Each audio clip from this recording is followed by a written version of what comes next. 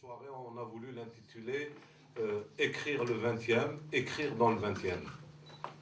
Voilà. Donc pour planter un peu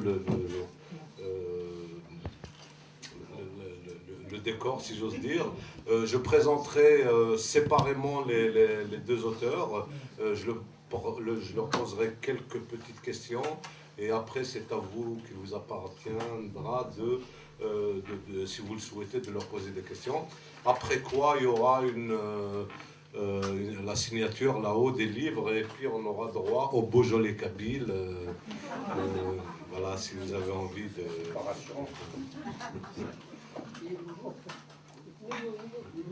Le nouveau Beaujolais kabyle, voilà. Ou le Beaujolais nouveau kabyle. Alors, je vais commencer par Pauline Davranche. Vous avez été enseignante,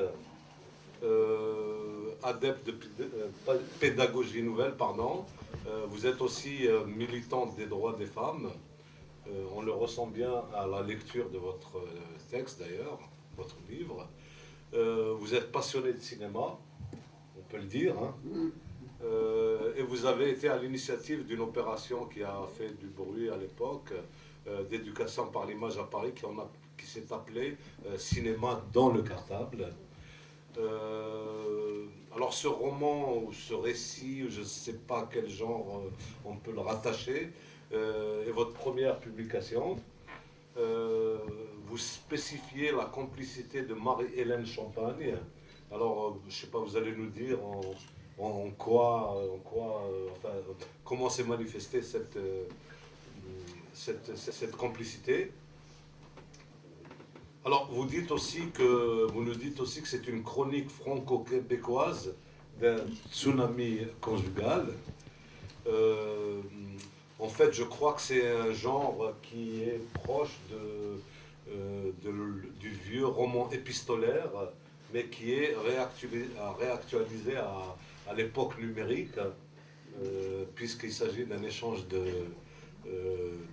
d'emails entre deux amies, l'une qui se trouve au Québec, et Marianne, et l'autre Claudine, qui elle est à Paris. Je ne vous demande pas si c'est autobiographique ou pas, il vous appartient de le dire si vous le souhaitez, mais en tout cas on parle du récit lui-même dans son économie autonome, si j'ose dire. Alors Marianne vient de se séparer de son compagnon, d'être abandonnée par son compagnon, et Claudine à Paris essaye de l'aider à surmonter cette rupture. Et ça donne lieu à un échange de mails ponctués par des incursions d'un personnage très très intelligent et très cultivé qui est féministe, qui est cette personne qu'on voit sur la couverture, qui s'appelle Bip Bip. Voilà, donc qui intervient et il apporte un peu son grain de sel à 6 reprises, si mes souvenirs sont bons. Donc qui commente un peu, qui est un chat philosophe qui ramasse le récit et le commente. Alors, ma première question, d'abord, est-ce que vous avez quelque chose à ajouter au portrait que j'ai fait de vous? Vaut mieux pas savoir le reste. Ça suffit, je crois. C'est bien, ça suffit. Hein. Alors, on peut dire quand même que j'aime bien le Beaujolais nouveau, mais surtout le vieux vin. Donc c'est un trait qui apparaît dans le livre d'ailleurs. Voilà, et que j'ai beaucoup fréquenté Effaré des Bébènes au bon temps où nous buvions comme des jeunes. C'est plus vrai. C'est pas sérieux, mais je ne suis pas sérieuse. Ça, c'est un autre trait de je ne suis pas sérieuse. D'accord. Bon, on va essayer de passer à une question qui n'est pas très sérieuse du tout. Pourquoi avoir choisi cette forme de récit Je n'ai rien choisi du tout, je ne choisis jamais rien, ça me tombe dessus comme ça. Donc cette copine qui est vraie, qui s'appelle pas Marianne, qui s'appelle pas Marie-Thérèse, Marie-Hélène non plus. Marie-Hélène c'est le nom de sa grand-mère, mais comme il y avait un mari dans le coup, et que c'est une vraie histoire qui se passe à Montréal, entre un couple qui est dans le milieu culturel, donc Montréal c'est comme Ménilmontant, tout le monde se connaît dans le milieu culturel. il n'y a que du culturel ici d'ailleurs. Et donc, elle m'a écrit, on les connaît beaucoup, on va tous les 2 ans au Québec. Moi, on a accompagné une tournée d'un ami artiste qui m'a aidé à faire ce livre qui s'appelle Philippe Avron. Donc, c'est des amis qui étaient un couple idéal, un couple parfait. On les a vus en septembre, c'était le grand amour. Ils avaient une fille qui avait des problèmes de maladie qu'ils ont donc accompagné depuis sa naissance dans cette maladie. Donc, c'était un couple, on disait, un couple comme ça dure juste toute la vie. Et le Noël se passe et en janvier, elle m'écrit en disant « il me quitte ». Voilà, il a décidé, il me quitte, je ne sais pas pourquoi. Enfin, donc, elle tombe des nues. Et elle est persuadée qu'il dit « c'est parce que je ne vais pas bien, ça ira mieux, il faut que je m'en mette, quoi ». Donc, je quitte le milieu familial qui est toujours plus ou moins mortifère. C'est vrai, hein. Plus ou moins, j'ai dit. Donc, elle admet ça en espérant qu'il revienne. Et donc, elle m'envoie un courriel parce qu'elle peut se confier qu'à moi. Là-bas, elle ne peut pas se confier dans son milieu. Donc, elle reste debout, elle reste dans son boulot, dans toutes ses missions. C'est une femme formidable, comme beaucoup de femmes. Et donc, elle se confie à moi. Et moi, je lui réponds, mais comme je suis toujours optimiste, bêtement optimiste, encore maintenant, c'est la crise, mais je dis on s'en sortira. Donc, je suis vraiment optimiste. Donc je lui réponds en voulant la faire rire, en disant si elle rit, ça a toujours été ma pédagogie dans la classe, de faire rire les enfants en disant le rire c'est la seule chose que l'homme a de différent avec l'animal, rire et pleurer. Donc je réponds en voulant la faire rire, en me disant ce sera ça de gagner, et en disant oh c'est pas un homme de perdu, disent tout. Donc c'est des courriels vrais, c'est des mails vrais, c'est des vrais échanges. On ne voulait pas en faire un livre, tous. Ah oui, tous les textes. Tout est authentique et c'est pas corrigé en plus. On a seulement supprimé. Bon, c'est tout, on échange pendant 2 ans.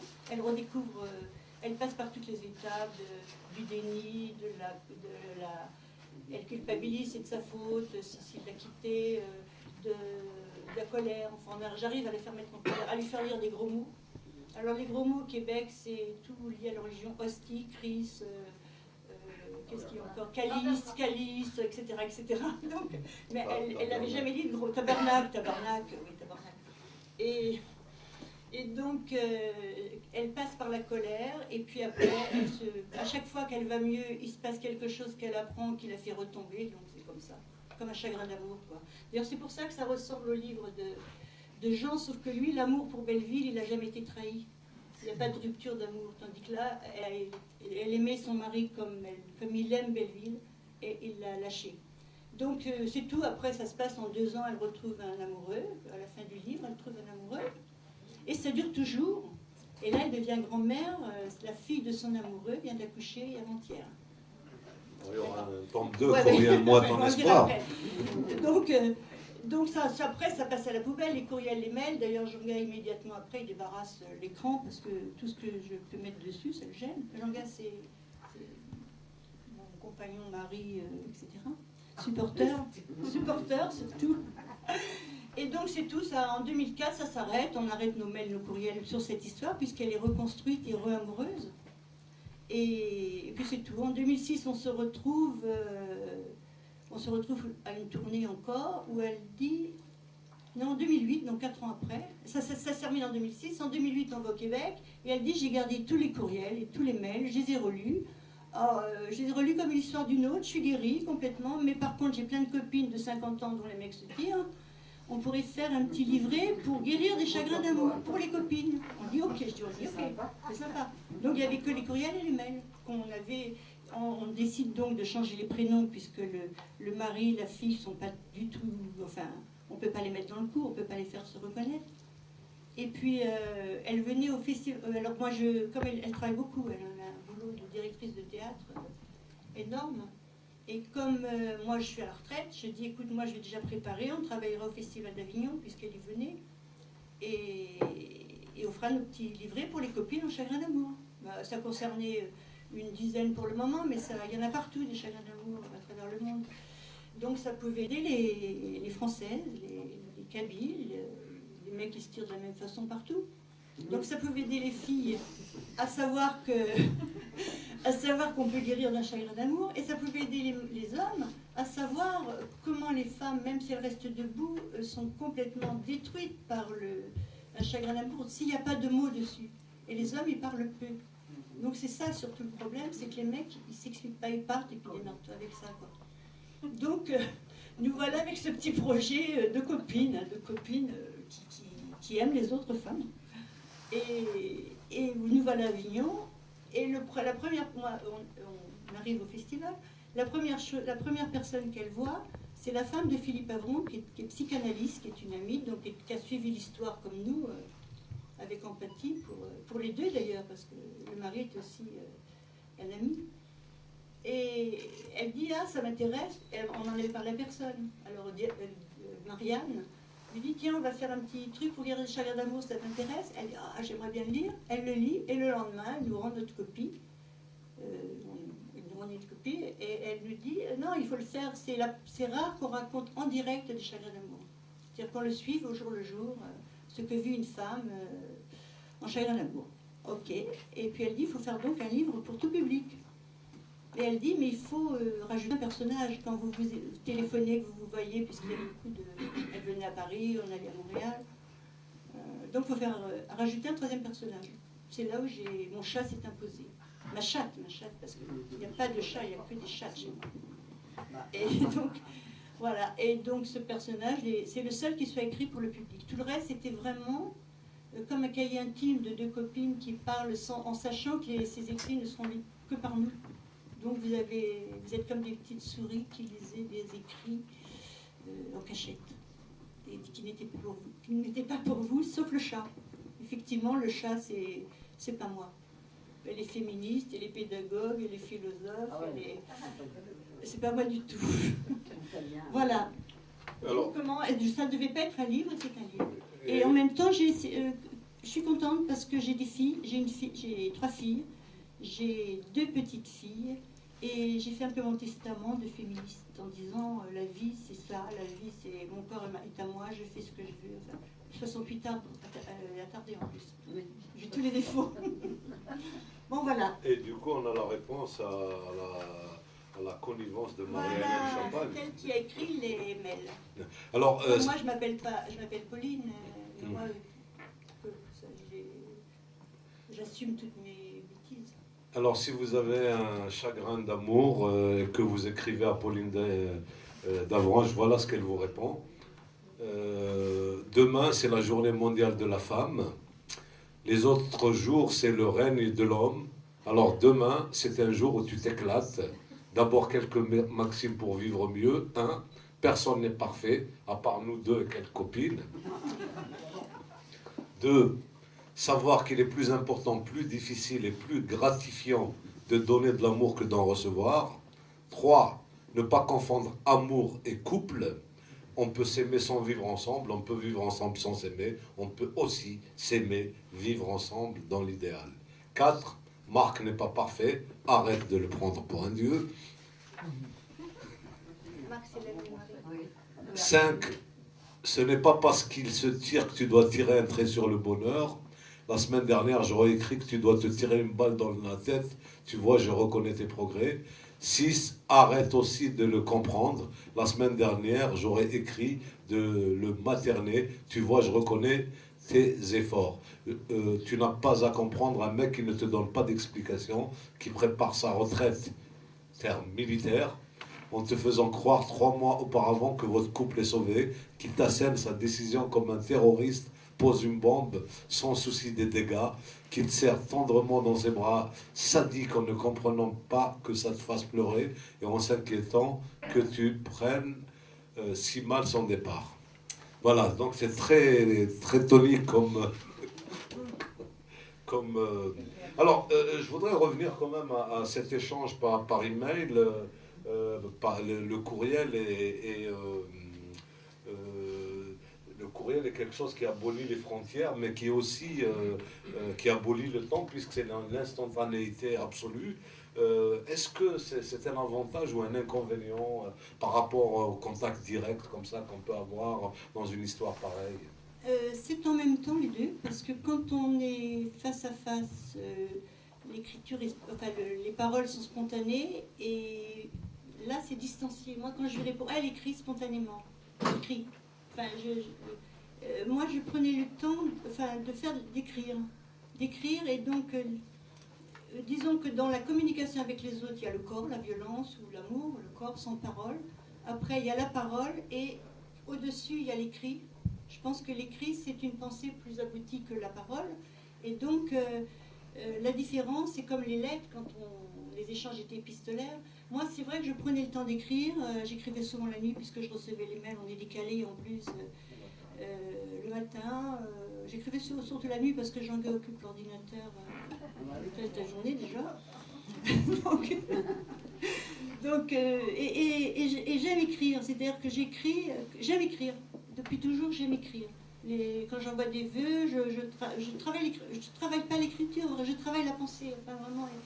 Et j'ai envie que les gens aient du plaisir quand ils me lisent. Donc ma copine, c'était pareil. Je me disais, bon, si elle...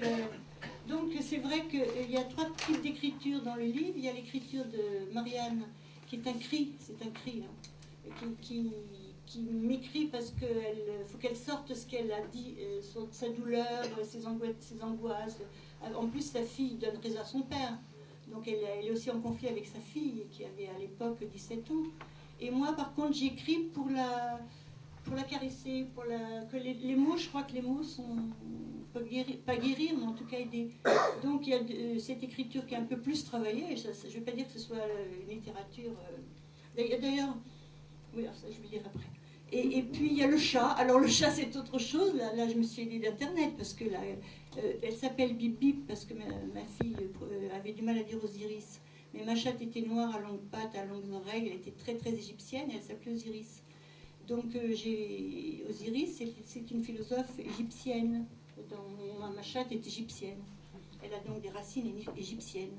Donc j'ai cherché l'importance des chats en Égypte, donc j'ai fait de la culture en même temps. Mais ça, c'est écrit pour que le livre ait un autre niveau. Donc il y a 3 langages. Voilà. Mais c'est pas un livre... c'est pour ça que je suis un peu confuse, parce que vous avez reçu des auteurs tellement super à l'ACB que je me sens une petite chose ici et de me trouver au-dessus de vous, là, comme ça. Non, vous avez écrit un livre et voilà, je dis. Ouais, j'ai écrit un livre. Voilà. Mais Bip Bip aussi, c'est un mot c'est un nom qui renvoie à l'ère numérique, oui, les technologies, etc. Quoi, mais qui a des racines égyptiennes, je les tiens.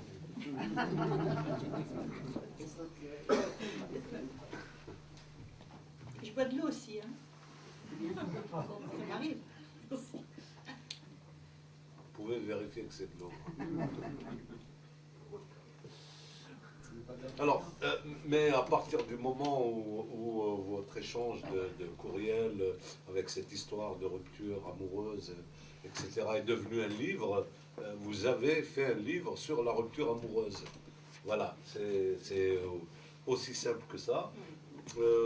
Et la rupture amoureuse est un thème qui est, depuis que la littérature existe, un des thèmes, un leitmotiv un peu mais est-ce que vous avez conscience de venir sur un terrain qui est déjà très très... Oui, mais j'ai pas choisi. J'aurais pu. J'ai pas choisi. Mais je l'ai vécu. Moi, j'ai eu des histoires amoureuses aussi, mais jamais aussi tragiques. Et je me suis rendu compte qu'une femme pouvait se foutre en l'air de rupture d'amour, et que c'est assez universel. Enfin, il y a le nombre de nanas qui gâchent leur vie parce qu'un mec les a quittées, c'est courant. Surtout quand elles se retrouvent avec les mômes toutes seules, ce qui n'est pas le cas là, parce que son mec, c'est pas un salaud du tout. D'ailleurs, quand on lui a dit qu'on écrivait un livre, il a dit, les filles, allez-y, allez-y. Et puis quand on a eu un éditeur, qu'il fallait lui dire que l'éditeur a demandé à ce qu'il le lise. D'ailleurs, j'ai changé la postface à la demande d'éditeur parce que c'est un petit mec, ce que j'avais fait. Donc il fallait que je change la postface. C'était le chat, hein, le chat et moi. Bon, passons. C'était pas moi. Mais c'est vrai qu'il a mal vécu. Hein. Il a mal vécu. Il dit, mais je suis un salaud. Alors que c'est pas un salaud du tout. C'est un mec qui parle pas. Au contraire, il a douillé lui aussi. Il m'aurait écrit, je l'aurais consolé lui. Hein. Mais il m'a pas écrit. Mais donc, j'ai pas conscience d'avoir fait une œuvre ni psychiatrique ni rien. J'ai répondu à ce qu'elle vivait en découvrant elle-même, en disant mais elle va pas encore retomber Elle paraissait aller bien, puis paf, et je lui ai donné des conseils que j'avais pas j'avais mon expérience de 68 heures de routarde, mais moi j'ai jamais souffert ça, hein, comme ça. D'ailleurs c'était moi qui ai quitté, ah, c'est vrai. Mais parce que je ne pouvais pas faire autrement.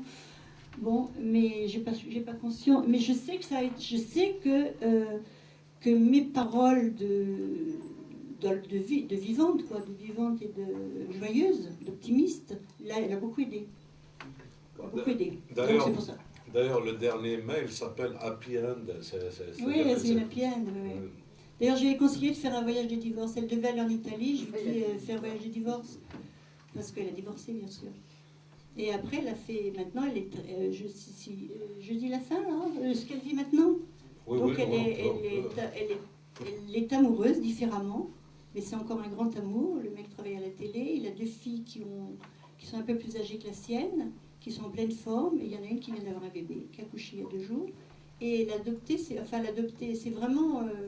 C'est devenu une famille. Il y a 3 filles. Donc, celle qu'on appelle Juliette.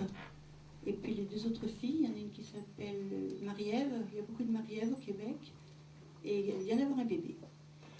Mais même dans le dernier mail où... oui, c'est le bonheur absolu. Mais elle parle encore de Marc. Ben oui. Dans le dernier? Oui, oui, oui. Et Marc aussi vit une belle histoire d'amour. Et puis la Juliette a aussi une histoire d'amour, malgré un handicap. Alors ils sont beaucoup dans le théâtre. Juliette va faire un ballet en fauteuil roulant. Avec une troupe de danse, elle est très très cultivée. Enfin, c'est vraiment d'une famille formidable. Et je sais plus, je voulais dire quelque chose, mais en tout cas, ça se termine bien. Mais ça se termine toujours bien si on revit. Si la vie c'est quand même quelque chose de très riche, à condition de l'accepter, de ne pas s'enfermer dans un grand chagrin qu'il n'y a pas de raison de ne pas vivre. Savoir, tant qu'on est vivant, il faut profiter de la vie. Non? Voilà, je reviendrai vers vous tout à l'heure. Hein. Là, je vais me tourner vers Jean Rosenthal, très connu dans le quartier, auquel on pourrait même dire qu'il s'identifie un peu. Hein. Il a été à l'initiative de plusieurs actions depuis plusieurs années pour améliorer le vivre ensemble et la solidarité dans ce quartier populaire. Il est né à Belleville où, venant de Pologne, ses parents se sont installés dans les années 30. En 78 ans, il n'a quitté Belleville qu'à 3 reprises. Il nous dira peut-être à quelles occasions. Alors, il y a une bonne biographie de lui dans la page 118 de son livre, qui est donc Belleville, je t'aime hier comme aujourd'hui. À travers l'ouvrage, l'objectif, nous dit l'auteur, c'est de nous raconter un peu sa propre vie, mais aussi la vie du quartier de Belleville, les deux se rejoignant et se confondant à bien des égards. Alors, ce livre a une histoire. En 2009, il publie un premier ouvrage qui s'appelle « On m'appelle les 66 couronnes », pour lequel on a eu le plaisir de le recevoir ici. En 2010, il commence à écrire ce livre, mais tranquillement, comme ça, en se disant j'ai du temps, je n'ai pas besoin de stresser. Et puis, il se passe quelque chose qui l'oblige à accélérer. Voilà. Alors, qu'est-ce qui s'est passé, Jean? C'est simple. Est-ce que j'ai besoin d'un micro ou on m'entend? Oui, parce qu'on enregistre. Ah bon, d'accord. Je vais faire un effort. C'est là. Bon, ce qui m'a amené à l'écrire plus rapidement, c'est le fait que, eh bien, là, on va fêter cette année, dans mon association de locataires, on va fêter la Noël pour les enfants, on va offrir des jouets. On fait ça tous les ans. Et puis, il y a 2 ans, au lendemain de cette fête, j'ai failli y passer. J'ai eu une tension qui est montée à 160, donc on a appelé les urgences, j'ai été plongé dans le coma. Et quand je me suis levé, bon là, je le dis dans mon livre, je voulais mourir, franchement, puisque j'avais perdu mon fils et je voulais le rejoindre. C'était terrible pour moi, parce que j'étais occupé de partout. Et je disais, qu'est-ce que je fous là? Lui, il est là-haut, il est au Père-Lachaise, et moi, je suis là, je voulais partir. Bon. Les amis de mon immeuble, c'est très important pour moi, la solidarité que j'ai connue, et que je connais encore d'ailleurs. J'ai reçu, je le dis dans mon livre, plus de 50 cartes postales des voisins. Qui me disent, Jean, on revient, les enfants qui m'envoient des dessins, et qui lui disent, papy, quand est-ce que tu reviens, on t'attend. Vous savez, quand vous avez ça sur le mur, vous avez ça devant vous, vous dites, merde, ça vaut quand même le coup de vivre, vous dites, vous militez. Souvent, on se dit, pour les militants, qu'est-ce qu'on fait? On milite, est-ce que ça vaut vraiment le coup? Parce que ça demande beaucoup de soi-même. Et puis là, bah, vous voyez les enfants, les amis, la famille, bien sûr aussi, autour. Et vous dites, à partir de là, c'est la raison de ce livre, parce que je me dis, bon, ben, j'ai failli y passer, maintenant il faut que je m'y mette rapidement pour le finir, parce que, voilà. Alors l'idée peut-être de ce bouquin, c'est très important aussi, c'est que j'appartenais au comité Clemsen. Les gens qui ne connaissent pas, c'est ce comité qui a mis des plaques dans toutes les écoles du 20e, et donc Pauline fait toujours partie d'ailleurs. Et à la mémoire des enfants juifs qui ont été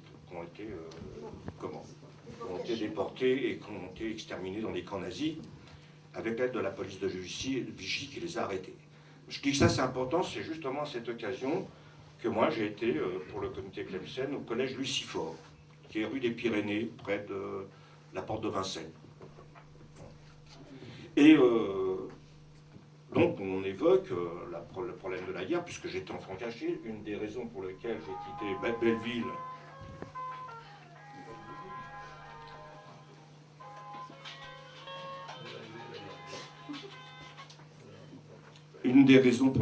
quitté Belleville, eh bien c'est effectivement que pendant la guerre, ma mère, mon père ayant été déporté en 1941, il fait partie des premiers déportés qui ont été arrêtés, mais bon, il avait une tare, mon père. Il était communiste, syndicaliste, il était juif, il lui manquait plus d'être noir et c'était complet. Mais bon, il avait été. Donc on n'a pas hésité, on l'a arrêté, c'était un des premiers arrêtés, et qui a été déporté à Drancy, puis à Auschwitz, où il est décédé 1 an après. Et donc, ça c'est une des raisons. Donc j'étais pendant caché de 1942 à 1945, j'ai été caché. Donc c'est la première fois que je quittais Belleville. Et puis on verra peut-être par la suite sur le reste. Et donc on va au collège Lucifort avec des amis du comité Clemsen. Et à la fin, chacun exposait comment ça se passait quand on est en caché. Et on parlait de la guerre, de la Deuxième Guerre mondiale.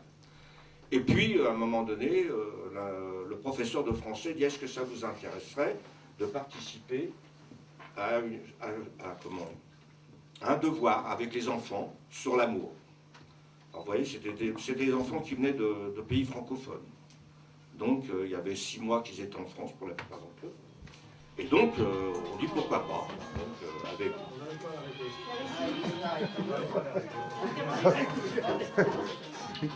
Ça s'arrête plus. Et donc, on dit pourquoi pas, donc avec mes 2 amis, mes 3 amis, Georgette, Pierrette, Marie, on décide de participer avec les mots. Et comme c'était sur l'amour, moi j'écris, d'ailleurs le titre du livre, d'ailleurs il est dans le texte à l'intérieur, j'écris l'amour que j'ai pour ce quartier de Belleville où je suis né en 1935, c'était donc hier. Hein. Et donc voilà, à partir de là, tout a été fait dans ce domaine. Alors tout à l'heure on faisait référence à un autre bouquin que j'ai écrit sur mon immeuble. Bah oui, parce que j'étais président de cette association pendant des années et on a mené un combat extraordinaire dans cet immeuble. Je crois que c'était peut-être le seul à Paris qui a duré aussi longtemps, 28 mois de grève, etc. Donc j'ai voulu relater dans ce premier bouquin comment dans cet immeuble on s'est battu, 28 mois de grève, alors qu'on était en tort en plus qu'on était. Donc, je passe là-dessus. Mais je veux dire par là, donc j'ai voulu finir ce bouquin, voilà, que j'avais commencé, comme me disait notre ami. J'étais tranquille, je me disais j'ai tout mon temps, le temps vous rattrape vite des fois, la preuve, c'est que... Voilà. Alors, le titre de l'ouvrage est Belleville, je t'aime hier comme aujourd'hui. C'est à la fois une déclaration d'amour et de fidélité, puisque l'amour pour Belleville est resté hier comme aujourd'hui. Mais en même temps, c'est comme s'il s'agissait, c'est comme si on faisait une déclaration d'amour à une personne. Alors, Belleville, quand on lit le livre, on s'aperçoit que Belleville est pour vous incarné par trois personnes, trois femmes, auquel le livre est dédié. Votre mère, Madeleine Marzin, qui fut députée communiste du 20e, et votre femme. Alors pourquoi ces trois femmes? Pourquoi en particulier ces trois visages? C'est assez simple. Ma mère, parce que c'est ma mère. Et comme tous les enfants, on adore sa mère jusqu'à temps qu'elle parte. Donc ça, c'est du moins c'est le sentiment que j'ai. Et puis en plus parce que c'était une femme formidable. Vous savez, élever deux enfants pendant la guerre, avec un mari qui est déporté, et pour les familles juives, pour les juifs, il ne faut quand même pas l'oublier, pour travailler, c'était très difficile pendant la guerre. Il fallait trouver un patron qui accepte de vous faire travailler. Et il n'y en avait pas beaucoup qui prenaient le risque, pour des tas de raisons qu'on peut comprendre. Et puis, à partir de la rafle de 1942, ma mère a eu très peur. Et elle a eu très peur et elle a voulu qu'on soit caché avec mon fils, avec mon frère, excusez-moi, Marcel. Et il existait des associations de juives clandestines qui avaient repéré des gens qui acceptaient de cacher des enfants de la famille juive.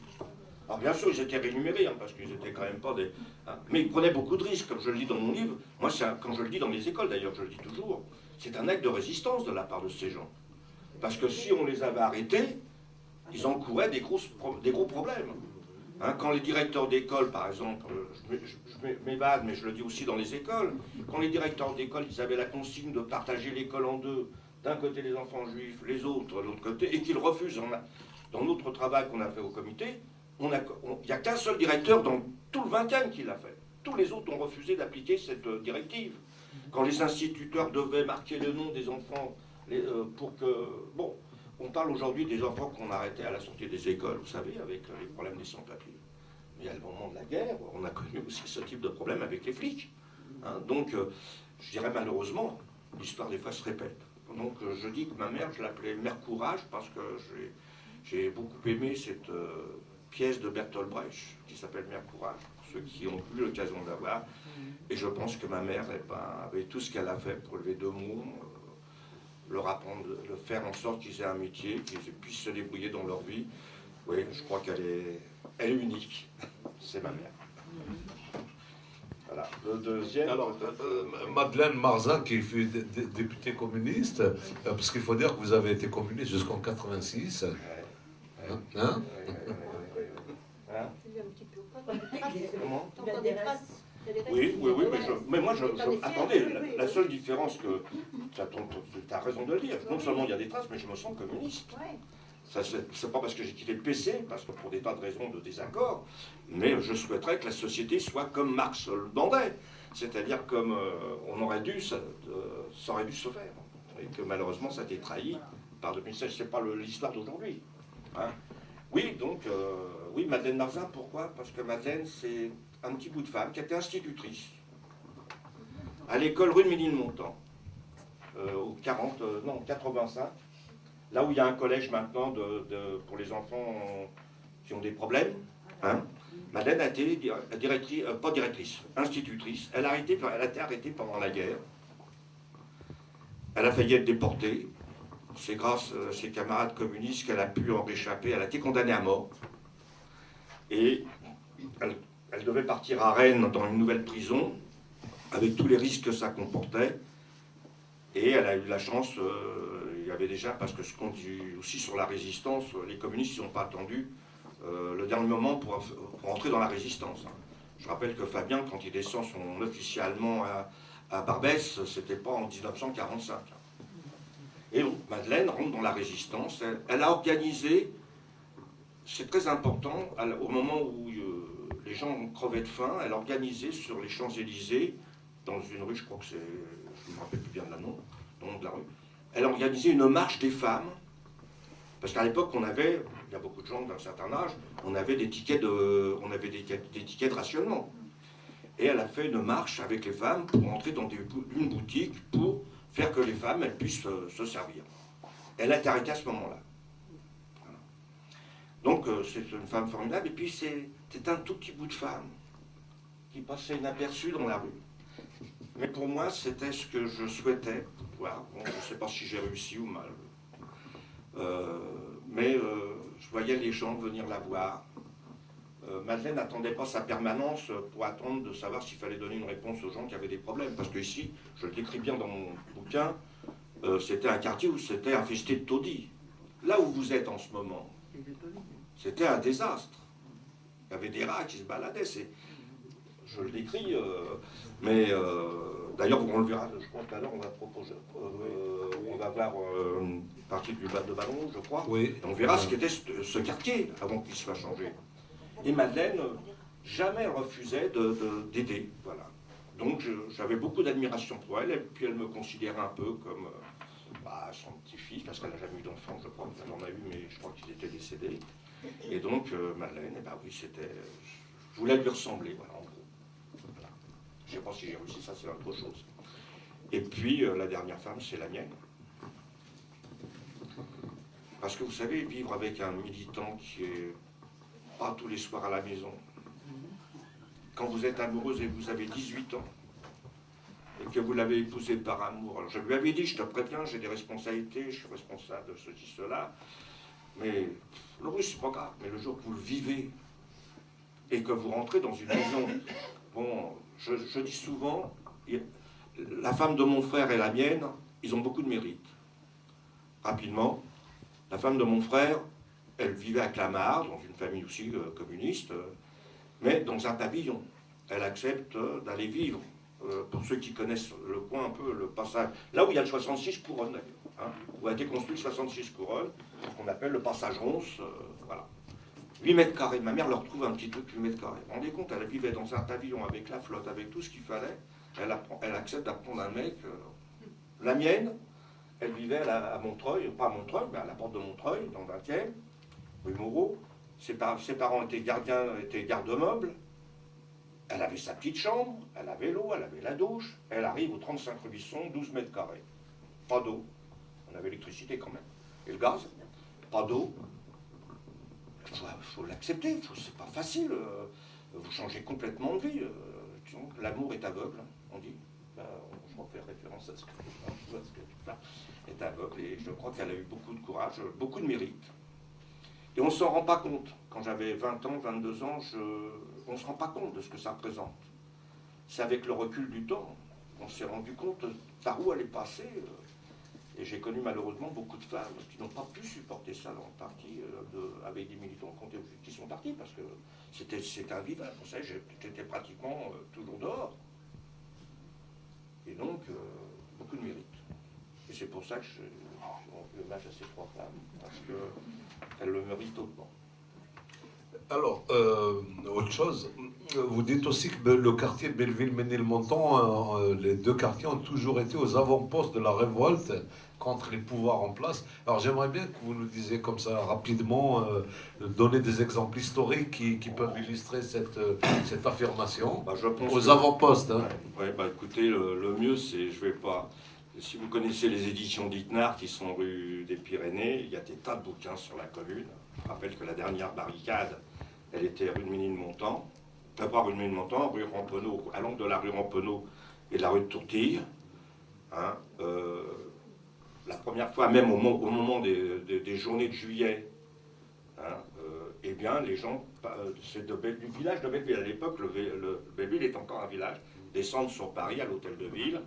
Et quand en 1960, Belleville est le village de Belleville et de Charonne deviennent le 20e arrondissement, eh bien, tous les mouvements partaient pratiquement quand Haussmann a annexé tous les villages autour, eh bien, presque tous les mouvements révolutionnaires. Avant, ça partait de la Bastille, du Faubourg Saint-Antoine, etc.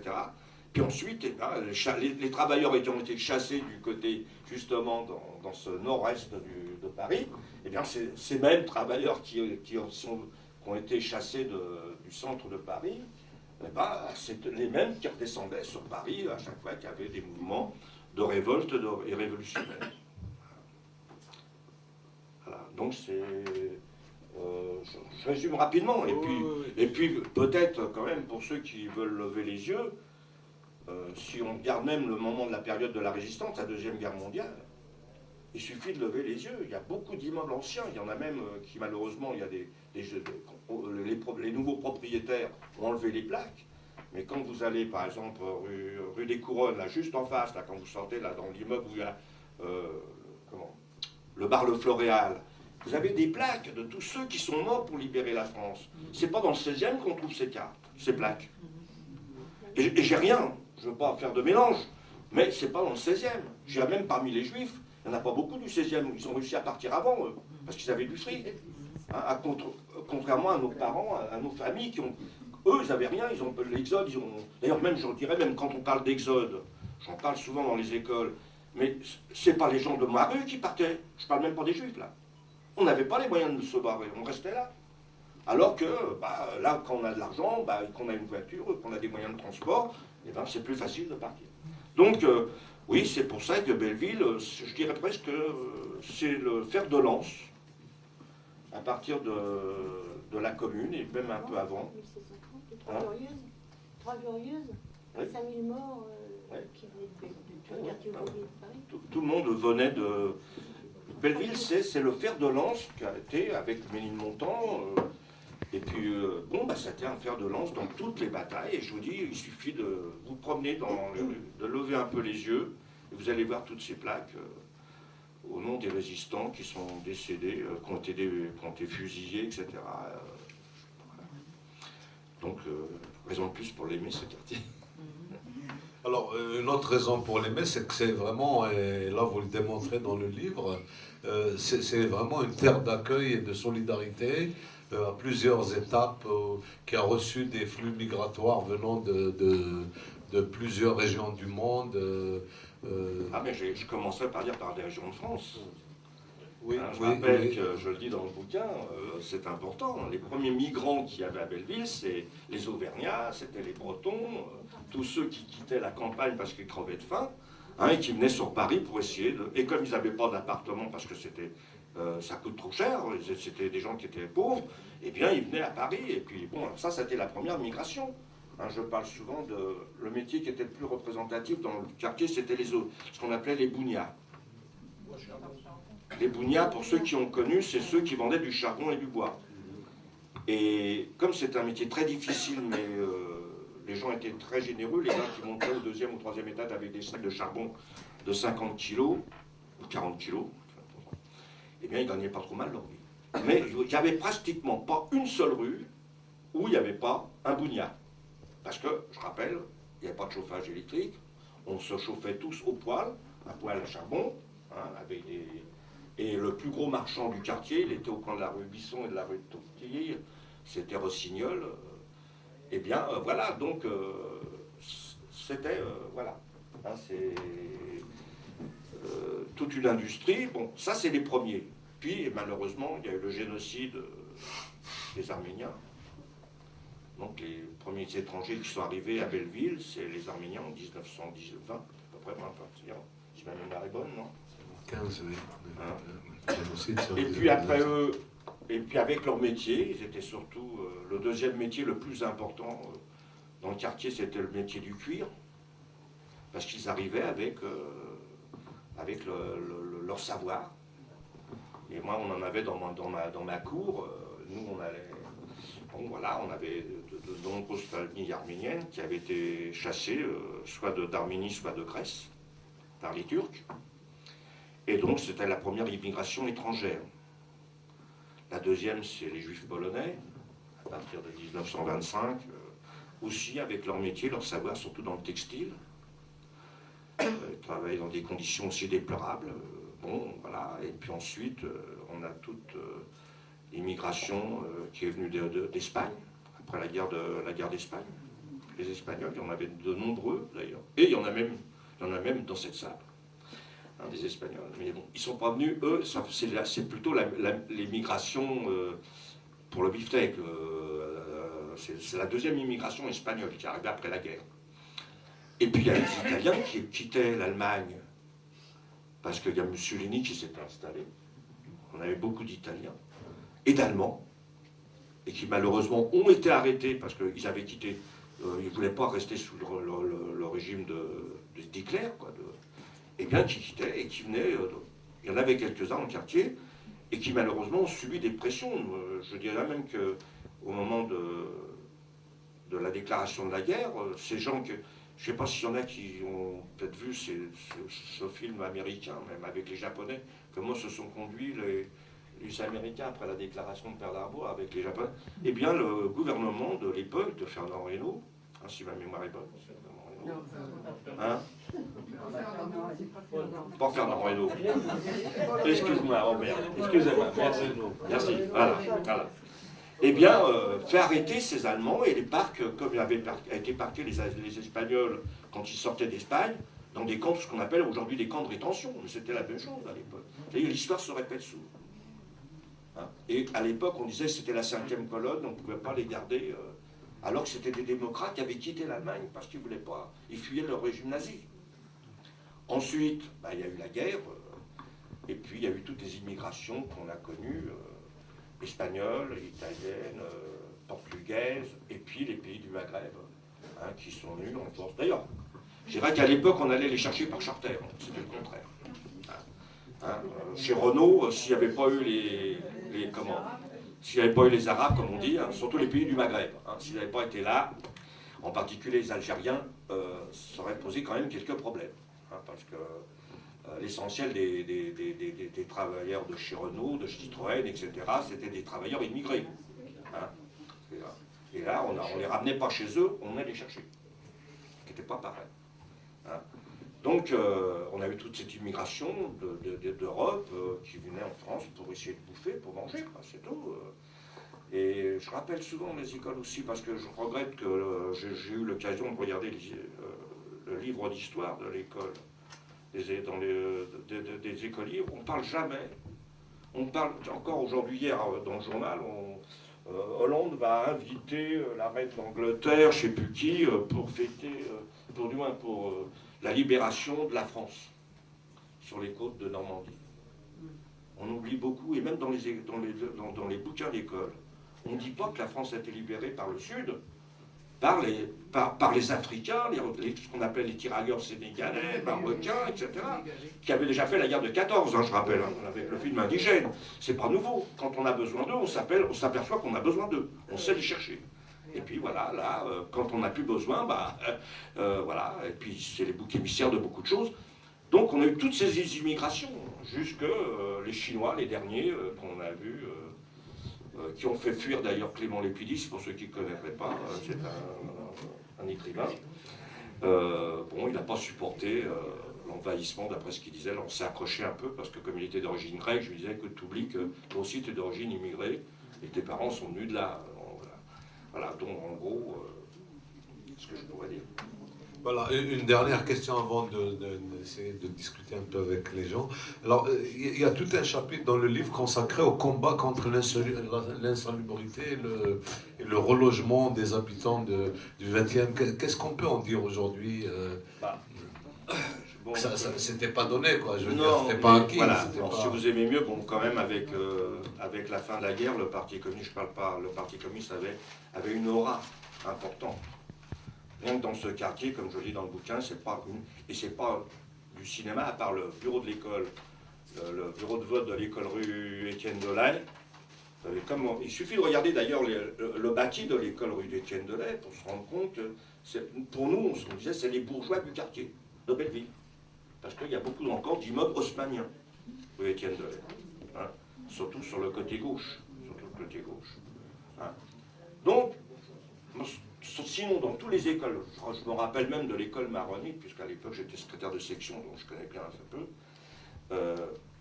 La rue des Maronites, on allait jusqu'à... Le PC tout seul faisait jusqu'à 72 ou 73%. Ramponneau, dans mon école où j'ai fait ma scolarité, eh bien c'était à peu près dans les mêmes eaux, entre 60 et 75%. Donc il avait une certaine aura. Et l'idée, c'était d'éradiquer ces taudis. Et à partir de là, il a engagé une bataille, et puis il y a une association qui s'appelle la CNL, la Confédération Nationale du Logement. Bon, on disait qu'elle était plus ou moins affiliée au PC. C'est vrai que la plupart de ses dirigeants étaient membres du PC. Et ils ont dit, voilà, faut arrêter, c'est pas possible de continuer de vivre dans ces conditions. Hein, je vous l'ai dit, 8 mètres carrés, 12 mètres carrés, pas d'eau. Je raconte dans mon bouquin que moi, si j'ai eu l'eau dans mon immeuble, dans ma maison, dans mon appartement, c'est les tantes de ma femme, voyant les 12 mètres carrés sans flotte, et dire, ben voilà, comme cadeau de mariage, vous faites en sorte de faire installer l'eau à l'intérieur. Donc les copains, ils cassent la cour, parce qu'il y avait des copains, on casse la cour sur 40 mètres, hein, et puis on se branche au seul robinet d'eau potable. Parce qu'à l'époque, à Paris, vous aviez encore de l'eau non potable, avec des robinets où était marqué eau non potable. Hein. Donc voilà, à partir de là, et puis avec une idée, on ne veut pas recommencer l'opération de Haussmann, de chasser les travailleurs de Paris. Donc la grande bataille, ça a été, d'ailleurs encore aujourd'hui, même il y a même des anciens membres du PC, des membres du PC qui ne se rappellent pas ça, parce que c'est normal, c'est pas leur histoire, mais avec l'idée de ce qu'on appelle des opérations tiroirs. Donc sur des terrains vagues ou des maisons insalubres, oh pardon. C'est de l'eau. C'est de l'eau. J'attends le Beaujolais pourtant. C'est l'eau courante. Et qu'est-ce que je veux dire là? Donc l'idée, pas question qu'on nous refasse le coup de ce qu'avait fait Haussmann, de chasser les ouvriers du centre de Belleville. De ça. Et donc le premier immeuble HLM, j'en parle dans le bouquin, c'est celui où il a habité mon frère et Madeleine Marzin d'ailleurs. J'attends toujours qu'on lui mette une plaque pour dire que c'était à lui. Et donc, si vous voyez le jardin de Belleville, pour ceux qui sont du quartier, en haut à droite, à côté du terrain de sport qu'on voit, il y a un groupe HLM donc, qu'on appelle le groupe Botta, hein, qui est à côté de la rue du Transvaal. Ça a été le premier HLM. Voilà, c'est 2 tours, c'est deux immeubles. Et à partir de là, on a relogé tous les gens, en particulier du passage Ronce, parce que là, c'était vraiment un désastre. 8 mètres carrés, l'eau, je ne vais pas en rajouter. Donc, on reloge. Ensuite, comme les gens sont relogés, on détruit, par exemple, là où il y a le 80 couronnes, le 84, on détruit tous les immeubles, puisqu'on avait réussi à faire reloger les gens, et là, on construit les bars du 83, et puis ça a été la même chose pour ici. La cité, ça a été une des premières cités. Il y avait un fait divers, d'ailleurs, que je le racontais dans les écoles, j'en parle plus, parce que moi, ce que je fais dans les écoles, c'est que je demande aux enfants de me faire un petit compte-rendu de ce que je viens de dire, pour voir comment ils ont perçu, et en plus, ça me donne des idées. Eh bien, je racontais aux enfants qu'il y avait eu un fait divers important, une maman... j'ose pas vous êtes des adultes, donc vous allez pouvoir supporter, j'espère. Et les enfants, la mère vient voir son môme qui était dans un berceau, et il y avait des rats qui étaient en train de le bouffer. Et moi, comme un con, excusez-moi, pour montrer la misère qu'il y avait dans ce quartier, dans les écoles, quand je parle, là c'est plus la guerre, là, c'est au moment où j'évoque Belleville. Je dis, et je reçois donc une classe de la rue, je ne sais plus pas, rue Ramponneau, je crois. 5 mômes de la classe qui me parlent que de ça. Des rats. Et je suis con, je ne viens pas pour les traumatiser, les mômes. Hein, je viens leur raconter l'histoire de Belleville, je ne viens pas les rats. Voilà, bon, donc du coup, j'en parle plus. Voilà, c'est un échange, mais voilà. Donc, c'était comme ça. Et puis, une fois ça a été reconstruit, au fur et à mesure, à chaque fois, eh bien, et la priorité pour les gens de Belleville.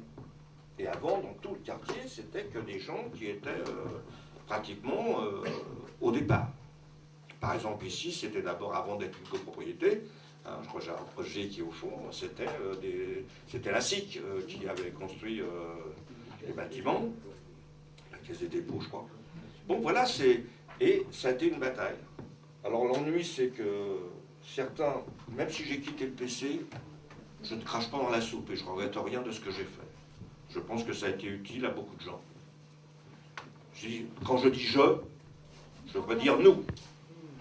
Hein, je devrais dire nous.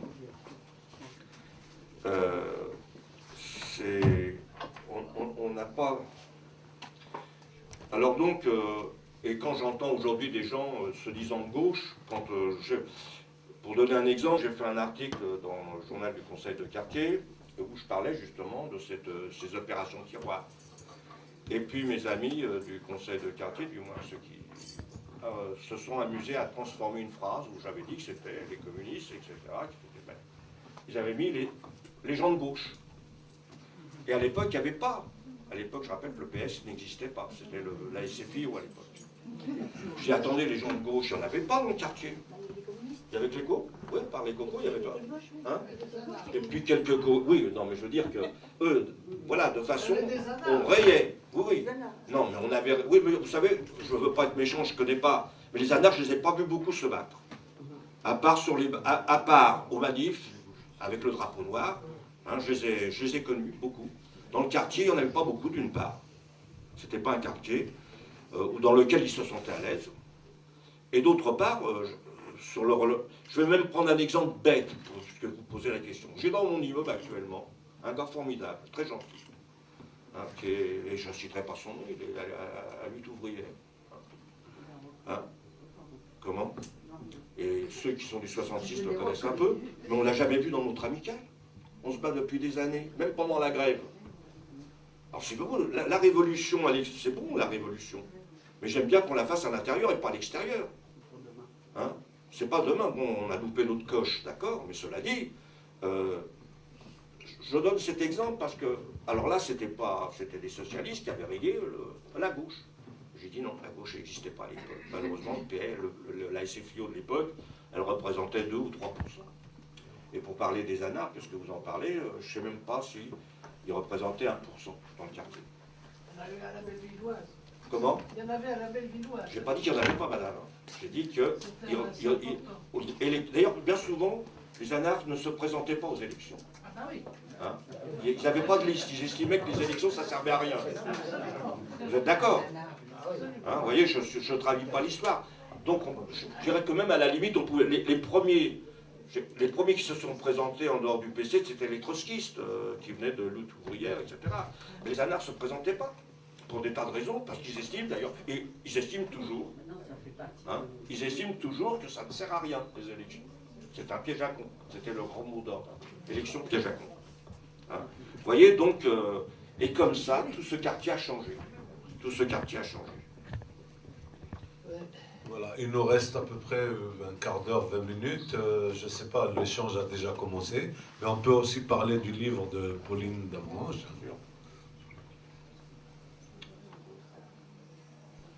Alors.